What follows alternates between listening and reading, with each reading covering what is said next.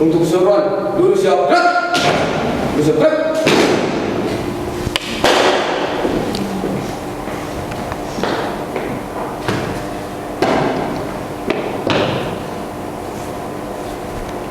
Lapor. Kelas TKLB siap mengikuti mata kuliah pada hari ini. Kembali ke tempat, pimpin doa sebelum belajar. Siap, kembali ke tempat. Mengawali mata kuliah pada hari ini. Tenang berdoa. Doa selesai. Istirahat di tempat. Gerak.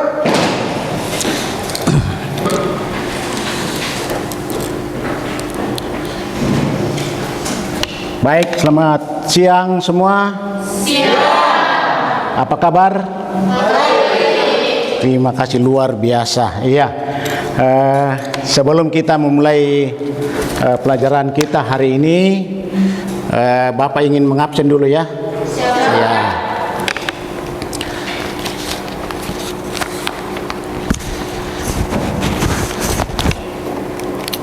Nanti angkat tangannya.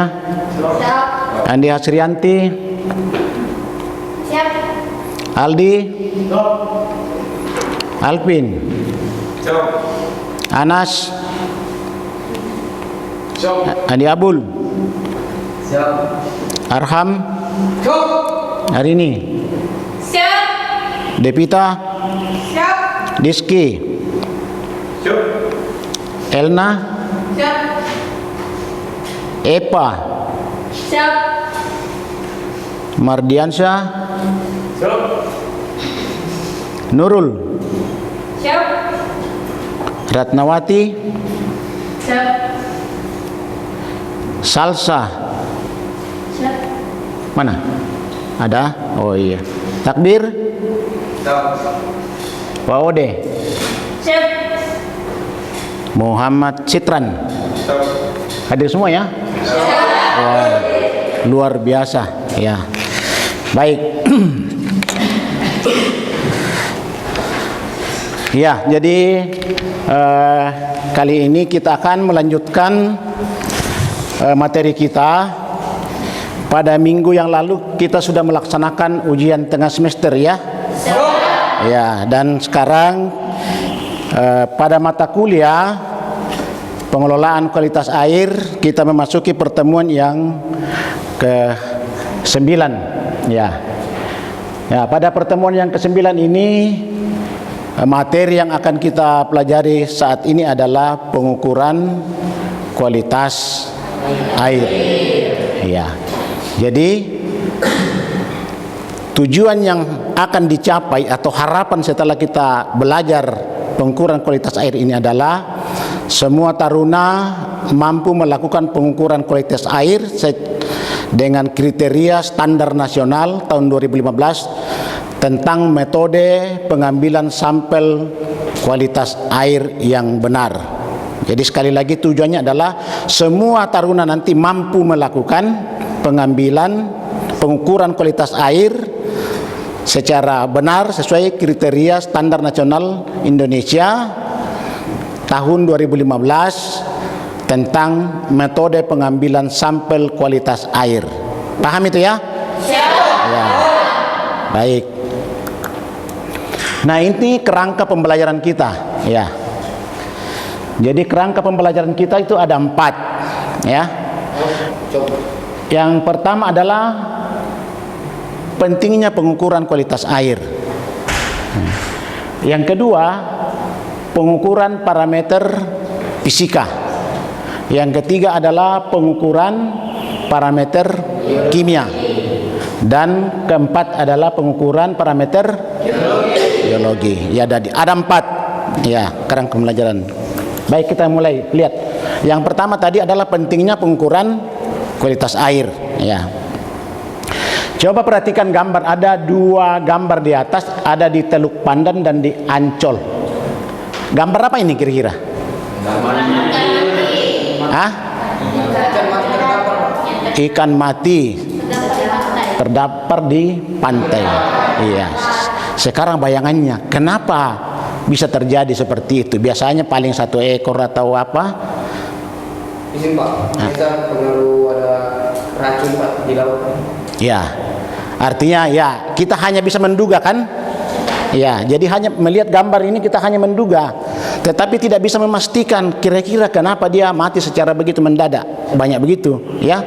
Karena itu perlu pentingnya namanya pengukuran kualitas air, karena ikan ini hidup di dalam air. Di dalam air ini ada banyak kualitas atau parameter yang mempengaruhi. Jadi memastikan apa penyebabnya, ya kita harus melakukan pengukuran. Karena itu ada tujuan pengukuran kualitas air. Kalau kita sudah cek, maka pemantauan kesehatan ekosistem laut dapat dikelola dengan baik. Deteksi dini pencemaran, ya. Kemudian pengelolaan sumber daya laut kita dapat kelola dengan baik. Kemudian melakukan mitigasi, apa yang mau dilakukan kalau terjadi dampak perubahan lingkungan iklim, ya. Kemudian yang kelima, memastikan keselamatan dan kesehatan manusia. Jadi kalau ikan yang kita makan setiap hari tidak sehat, maka berdampak pada manusia. Baik. Yang kedua, pengukuran kualitas air secara fisika, ya. Nah, yang pertama, parameter kualitas air secara fisik adalah suhu, ya. Ya. Jadi kita perlu mengecek berapa suhunya ini perairan laut ini, ya. Nah, alat yang digunakan adalah termometer. Kita lihat di slide ada macam-macam termometer, ya. Ada yang manual dan ada yang digital, ya betul. Nah, seperti ini. Ini yang kita sebetulnya yang Bapak bawa ini adalah termometer yang manual, ya. Ya. Jadi termometer ini, ya, ketika kita mau mengukur kualitas air, maka kita celupkan ke dalam air, ya. Ya. Perhatikan jangan sampai menyentuh dasar atau dinding daripada wadah, ya. Kemudian ini juga jangan sampai memegang ujung daripada termometer, ya. Karena ini akan mempengaruhi. Lalu kita lihat, ya, beberapa menit. Lalu kita angkat, lalu kita baca, ya, suhu berapa. Paham? Ya. Baik, itu tentang pengukuran suhu. Nah, yang perlu diperhatikan di pengukuran suhu ada suhu permukaan dan ada suhu yang bagian dalam, ya. Kemungkinan dalamnya 3 meter. Maka mau tak mau kita harus mengambil air bagian dalam, ya. Nah, bagaimana caranya mengambil air bagian dalam? Kita bawa botol kosong. Ini botol kosong ini masih tertutup, ya. Lalu kita menyelam ke bawah, sampai di bawah langsung kita buka tutupnya, air masuk. Paham? Ya, baru kita buka, lalu kita ukur suhunya. Paham? Ya, ya seperti tadi, ya. Berikutnya pengukuran salinitas atau kadar garam, ya. Berapa kadar garam yang terkandung di dalam air tersebut. Ya, pengukuran kadar garam ini dengan menggunakan namanya alat refraktometer ini refraktometer, ya. Kita lihat, ya, prosedur atau tahapan menggunakan refraktor untuk mengukur kadar garam. Yang pertama kita lihat nomor 1 di sana, kita buka ini covernya, penutupnya, ya. Lalu kita ambil pipet, ya. Ini pipet. Yang kedua, lihat, ya. Nah, baru kita teteskan. Nah, kemudian ketiga tutup. Yang terakhir adalah kita mengamati dalam refraktor. Nah, ini kelihatan di sebelah kanan sini ada terbaca angka-angka nanti menunjukkan berapa salinitas daripada perairan tersebut. Paham itu, ya? Nah, kemudian terakhir nanti kita ambil air tawar, kita oles-oles, baru kita kalibrasi, ya, bersihkan. Oke, baik. Berikutnya, ya, kecerahan. Tahu kecerahan? Kemampuan sinar masuk di dalam air, ya. Nah, untuk mengukur daripada kecerahan ini, ini ada alat namanya, kita lihat, ya. Ada alat di samping namanya setidis, ya. Yang paling sebelah kanan, ya. Bisa bundar, bisa juga, ya, seperti ini, ya. Segi 4. Ya. Ya, ini alat namanya setidis. Jadi lihat di situ. Yang kedua, kita menurunkan ke dalam perairan ini ya, sila turunkan ke bawah. Kemudian ketika kita turunkan ke dalam ya perairan, amati kapan dia hilang dari pengamatan kita ya, hilang gambarnya, maka kita kita catat ya. Jadi pada saat hilang catat. Ini ada skalanya semua, ada meterannya toh. Nah, kemudian kita pelan-pelan angkat. Pada saat muncul kembali kita di penglihatan kita catat. Itu artinya kedalaman munculnya kembali secidis ya. Catat berapa kedalamannya. Ya ini.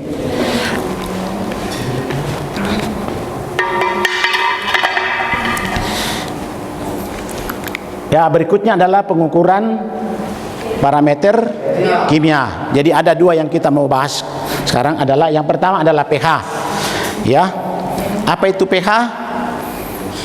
Derajat keasaman atau basa atau kadar yang menunjukkan apakah airnya ini asam atau basa, ya. Nah, pengukuran pH ini bisa dilakukan dengan cara satu, ya, dengan menggunakan namanya kertas pH indikator, ya. Ya, di kertas pH indikator ini ada papan indikatornya. Ini ada angka 0 sampai dengan 14, ya. Itu menunjukkan apakah dia asam atau basa. Kalau dia menunjukkan hasil pengukuran kita 7, berarti dia netral, tidak basa dan tidak asam. Tapi kalau dia di bawah angka 7, 0 sampai 6, berarti dia asam. Kalau dia di atas 7, 8 sampai 14, berarti dia basa. Nah, cara menggunakan ini kertas indikator, ya. Jadi ini ada, lihat ya. Nah, kita celupkan ke dalam air, ya. Nah, tunggu beberapa saat, ya. Kemudian kita angkat, ya, kita angin-anginkan dulu, ya. Ya, begini. Kemudian lalu kita amati mana yang sama dengan papan indikatornya, angka berapa, ya. Ini ada di sini, lihat ini hasilnya, ya. Paham?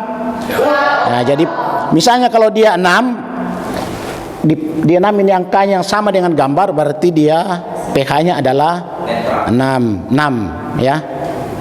Oke? Sudah paham ini, ya? Nah, sekarang ada lagi yang lebih gampang lagi, ya, menggunakan pH meter.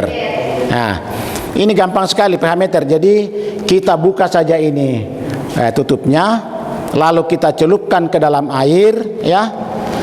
Celupkan ke dalam air, lalu kita on, ya. Beberapa saat, ya, sampai dia berhenti angkanya, ya, sudah stabil. Baru kita angkat, baru kita lihat, oh berapa hasilnya. Berarti itulah pH-nya, ya. Ya, itu. Kita lanjut. Ya, ini pH meter ini tadi, ya. Sekarang yang kedua untuk parameter kimia adalah oksigen terlarut, ya.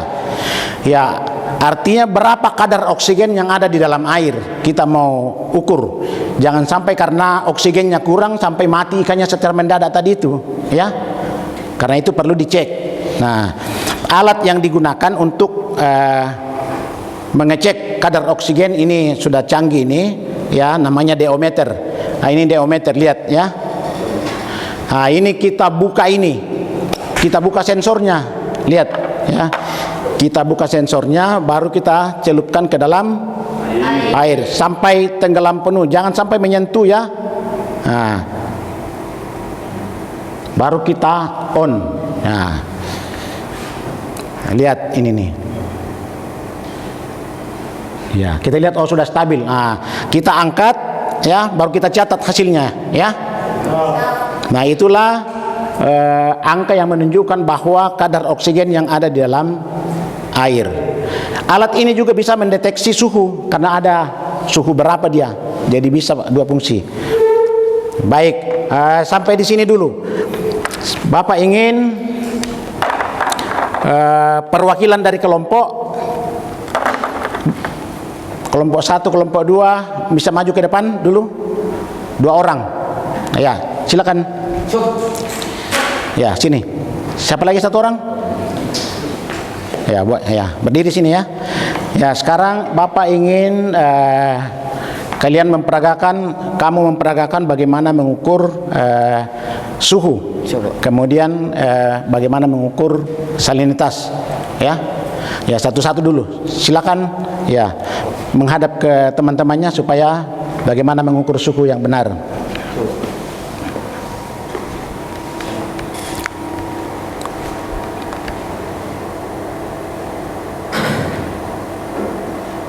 Bagaimana pengamatan kalian? Ya, cukup. Angka berapa? 32. Baik. Ya. Yang satu, coba kamu mengukur berapa kadar garamnya atau salinitasnya.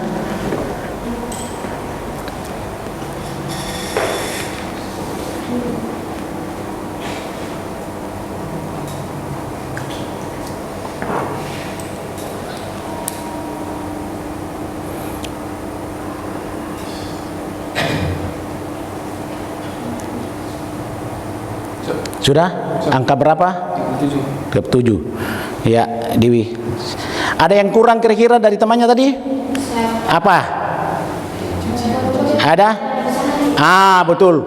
Jadi Bapak koreksi untuk pengukuran salinitas tadi, pada saat mengamati dalam refraktor harus menghadap cahaya. Ya, itu ya. Oke, silakan kembali. 2 lagi, kelompok 3 dan 4. Ayo. Ya, kelompok 3 dan 4. Sekarang kelompok 3 mengukur pH. Ya, bisa menggunakan kertas indikator atau bisa menggunakan pH meter. Nah, silakan.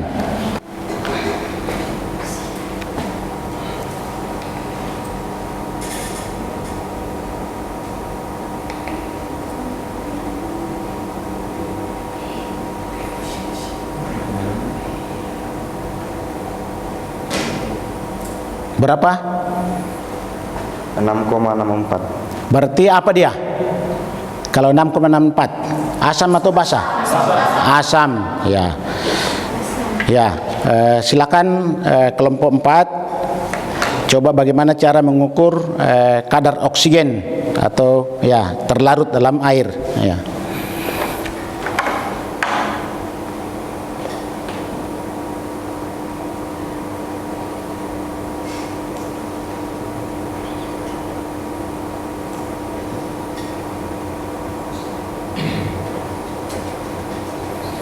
Sudah? Berapa hasilnya? Oh, 9,9. Ya. Oke.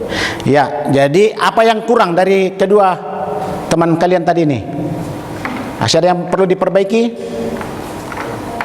Pengukuran pH tadi bagaimana? Sudah cocok? Pengukuran kadar oksigen terlarut? Ada yang perlu diperbaiki? Ada? Tidak ada? Ya. Nah, ada sedikit kekurangan tadi. Jadi ini sekali lagi jangan pernah menyentuh dasar atau ya dindingnya. Ya, kemudian harus ya tenggelam penuh ini ya. Ya, paham? Oke. Ya, silakan kembali ke tempat. Ya, kemudian yang terakhir ya kita pengukuran parameter biologi. Ya, nah hanya satu saja yang kita mengukur adalah kelimpahan plankton atau banyaknya plankton yang ada di dalam perairan tersebut. Ya, nah pengukuran plankton ini ada 2 tahap. Pertama pengambilan sampel dan kemudian kedua kita menghitung kelimpahan plankton. Ya. Nah, alat yang digunakan ini namanya plankton net ini untuk menyaring ya. Ya, kita lihat persiapan alat ini namanya apa? Plankton net, ya. Kemudian langkah kedua, menentukan lokasi yang tepat, ya. Jangan sampai ya ada hambatan apalagi dan lain-lain. Ketiga, mengambil sampel, ya. Kemudian keempat, bisa pengambilan sampel juga secara vertikal, ya. Ini kalau kedalaman misalnya lebih dari 2 meter. Kemudian mengumpulkan sampel, lihat. Dan kelima, pengawetan sampel dan mencatat data pendukung lain. Ya, tahu pengawetan kenapa harus diawetkan? Karena plankton ini kan bergerak, ya. Susah kita nanti menghitungnya kalau dia lari-lari. Makanya kita harus awetkan, dimatikan dengan menggunakan formalin sampai 10%, ya, diteteskan ke dalam. Ya, kita lihat, mari kita lihat, coba lihat. Ya. Ini ada video bagaimana cara mengambil sampel plankton. Tidak ada suaranya, ya.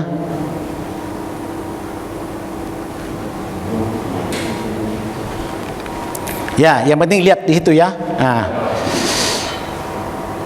Nah, ini pengambilan air, ya. Dengan kedalaman, perhatikan, ada kedalaman 0,5 meter, itu khusus phytoplankton, karena phytoplankton itu melayang-layang di permukaan. Tapi kalau yang sampai kedalaman 2 meter, maka kita akan mengambil zooplankton. Ya, kita tahu bahwa plankton itu adalah makanan pokok bagi beberapa organisme, terutama ikan. Ya, jadi kita perlu mengukur itu berapa banyak kelimpahannya supaya bisa kita tahu oh ini masih aman, bisa mengelola, kita bisa mengelola ekosistem di dalam perairan. Ya.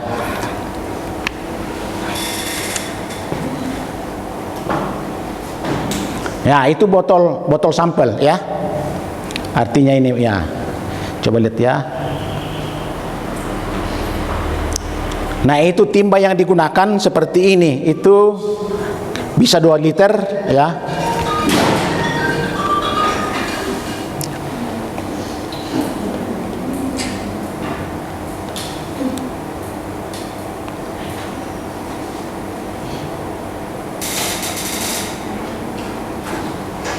Ya, ini masih pengambilan sampel ini, ya.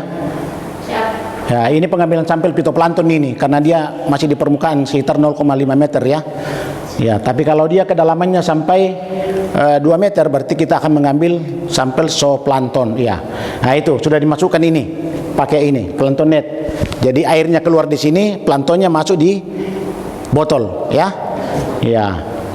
Nah, lihat itu. Jadi nanti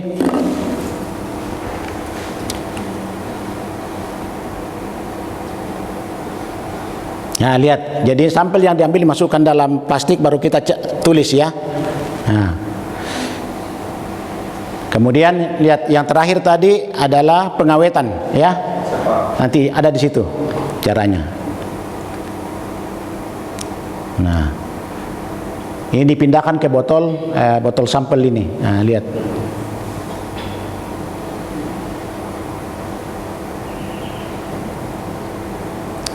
Nah, ini pengawetan ini, ya. Ditetesi formalin sampai dengan 10%, 5 tetes, ya, dimatikan karena kita akan amati. Oke, ya. Sekarang yang kedua, nah ini kita mau menghitung kelimpahannya berapa banyak, ya. Jadi nanti ini langkahnya. Ya, siapkan, sudah ada tadi botol sampelnya, sudah ada toh, yang sudah dimatikan tadi planktonnya, ya. Kemudian langkah kedua itu ditetes dibawa set with cell. Ada itu tempat mengamati preparat, ya. Yang objek gelas itu, toh. Diteteskan ke situ 1 mili, kemudian kita tutup pakai covernya, toh, tutup toh supaya jangan goyang-goyang. Lalu yang ketiga, amati di dalam mikroskop binokuler pembesaran 100. Nah, keempat di sana baru kita bisa menghitung, kan ada kotak-kotaknya itu set with cell tadi toh. Nah, dalam satu kotak kita lihat ada 3, ada 2, toh. Nanti dihitung. Jadi menghitung kelimpahan nanti ini ada rumusnya di bawah. N atau kelimpahan plankton sama dengan, ya, A volume contoh air yang disaring, misalnya ember kita 50 meter tadi, kemudian B volume air yang tersaring misalnya 10 mili, ya. Kemudian C adalah contoh air pada set 1 mili tadi yang kita teteskan, ya. Kemudian N itu jumlah plankton berapa. Jadi nanti itu menggunakan rumus, ya. Nanti kita praktekkan di lab nanti kalau pada saat praktek, ya. Iya, saya kira begitu, ya. Nah, lihat, langkah terakhir adalah kita perhatikan di atas. Pengukuran kualitas air adalah aspek penting dalam pengelolaan sumber daya kelautan yang berkelanjutan. Jadi ketika kita melakukan pengukuran kualitas air secara kontinu, ya, misalnya terjadwal, ya, maka kita akan bisa melakukan pengelolaan sumber daya perairan. Itu tadi. Dari data dari pengukuran ini digunakan untuk mengidentifikasi perubahan lingkungan. Ya, misalnya terjadi perubahan lingkungan, kita sampaikan kepada orang yang melakukan budidaya mungkin, ya toh, macam-macam bahwa terjadi perubahan lingkungan ini, maka mitigasi apa yang mau dilakukan, toh. Kemudian ketiga, dengan kemajuan teknologi dan metode pengukuran yang lebih baik, maka kita dapat melakukan pemantauan kualitas air secara efisien dan tepat waktu. Terakhir, menjaga kelestarian ekosistem laut demi kesejahteraan masa depan. Jadi, kalau ekosistem laut terjaga itu, maka apa? Dampaknya kepada kita juga, toh, kesejahteraan masa depan. Karena laut ini sumber, ya, sumber kekayaan, ya, sumber apa namanya nutrisi itu dari ikan, ya. Tidak bisa makan ikan lagi kalau sudah mau habis ikannya, tidak bisa dikelola dengan baik, ya. Ya, saya kira itu. Kemudian yang perlu diperhatikan terakhir, setiap kelompok sebentar langsung meminjam alat di prodi, ya. Besok pagi-pagi kita jam 6 sudah ke lapangan untuk melakukan pengukuran parameter kualitas air, fisika, kimia, dan biologi. Paham, ya? Ya. Ada pertanyaan? Tidak ada? Kalau tidak ada, iya. Jadi terima kasih untuk kesediaannya, perhatiannya semua, karena ini penting sekali, ya. Maka harus setiap kelompok berhati-hati menggunakan alat, ya. Ya, kemudian menjaga kekompakan, ya, kerjasama yang baik. Oke? Ya, terima kasih. Saya akhiri. Assalamualaikum warahmatullahi wabarakatuh dan selamat sore.